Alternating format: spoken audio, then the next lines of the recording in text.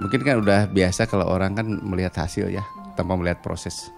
Emang proses panjang teh, bahwa kita juga dari usia yang masih remaja mungkin, saya udah pengurus KNP Jawa Barat gitu ya. Tapi terus terang aja bahwa saya itu hobi gitu, hobi kumpul-kumpul sama kawan-kawan, apalagi kawan-kawan yang bisa melakukan sesuatu yang bermanfaat gitu.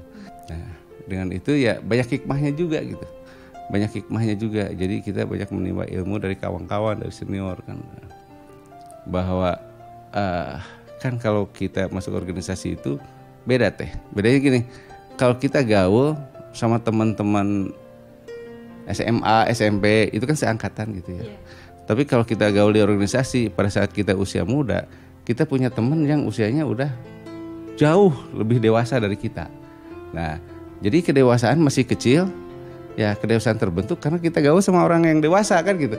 Akhirnya terbawa gitu kan. Nah, tapi alhamdulillah bukan wajah yang terbawa tua, tapi pemikir itunya yang ini pola pikir yang dewasa, yang aware, yang care kemana-mana kan itu yang saya rasakan.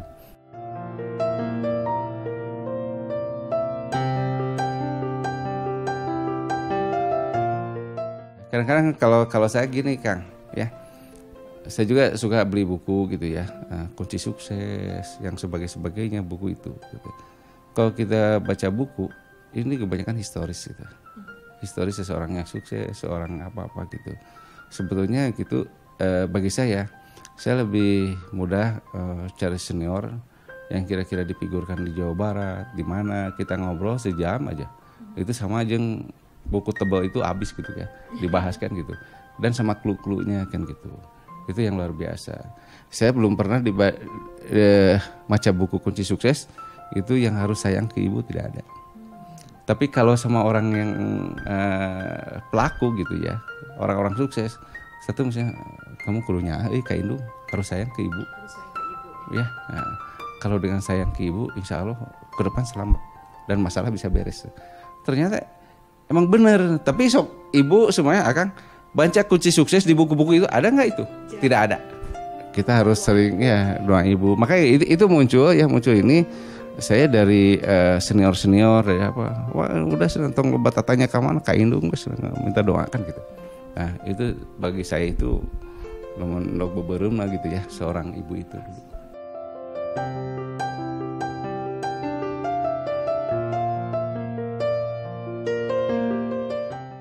Ya kan ada istilah kamu ikro baca itu bukan baca Quran, baca itu baca situasi ya, baca keadaan, baca ini kan ya, termasuk baca orang juga kan gitu.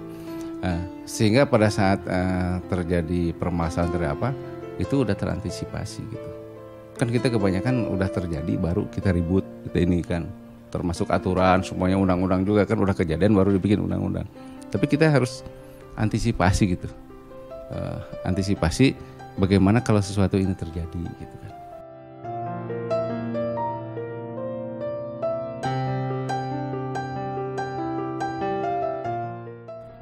Ya sebetulnya gini kan, kalau misalnya kita dari awal jangan berpikir takut ya, jangan takut, karena kalau kita menakuti tantangan makin besar tantangan itu.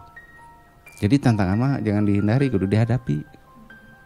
Ya, kalau dihadapi pasti ringan. Nah, contoh kayak gini gitu ya. Nah, orang kan kalau ada tantangan, orang embung ya. Justru kalau begitu dilakonin, kan sakit. Justru itu nanti kita akan naik grade tahapan-tahapannya. Bahwa kita udah menyelesaikan kasus ini. Nah, contoh kayak UKM gitu ya. Dengan permasalahan datang. Karena sudah saya melewati dunia itu, saya bisa cemen cetek itu urusan itu gitu kan. Saya bisa edukasi kawan-kawan ini, lu harus gini. Nah, ada kalanya kalau permainan kayak gini kayak catur kan. Kayak catur ya.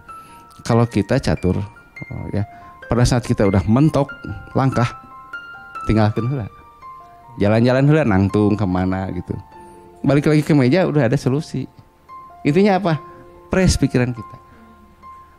Pada saat kalau kita misalnya udah diberi utang naon-naon, ulah mikiran hutang weh. Ya, sok jalan-jalan heula, begitu balik lagi udah iya solusinya. Karena mungkin otak juga ada hangnya gitu ya. Kadang-kadang kan gitu. Jangan orang teh terus gitu kan.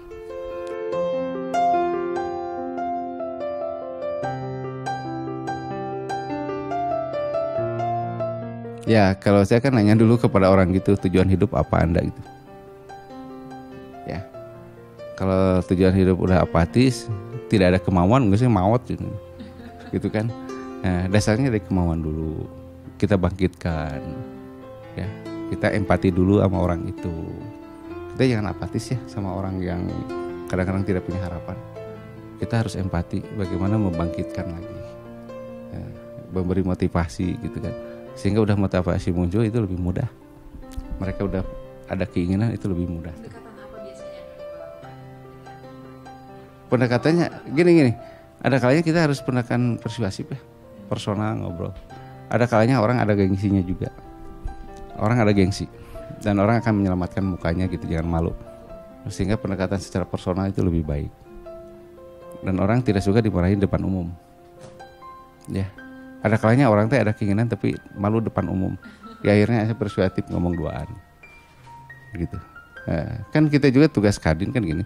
Bagaimana sekarang masyarakat khususnya Kota Bandung, mereka giat lagi ingin melakukan suatu hal yang berguna untuk orang lain, untuk entrepreneur, untuk apa. Ada kalanya kita pendidikan teh yang blank, yang tidak punya usaha, yang tidak punya motivasi, sok asup ke kelas. Ya. Dengan mereka ngobrol sesama peserta, terus dari pembicara dan apa, akhirnya muncul nasi itu bisa maju, situ bisa maju, kunaon orang henteu, pada orang sarua jelema kan gitu. Nah akhirnya muncul. Terus semua juga obat-obat mah dari energi dalam kita. Kalau energi dalam kita kuat itu bisa tumbuh kan.